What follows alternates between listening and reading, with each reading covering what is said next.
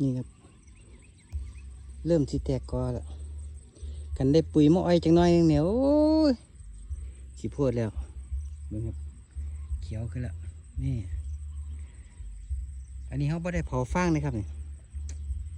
จะมีเขียวแน่เหลืองแน่นี่ครับหมดที่ไทยไม่กระล้นหัวมัน มันล้นนี่ครับมองไทยไม่เบิ่งสังเกตเบิ่งนี่คือปรับนาดินออกเนี่ย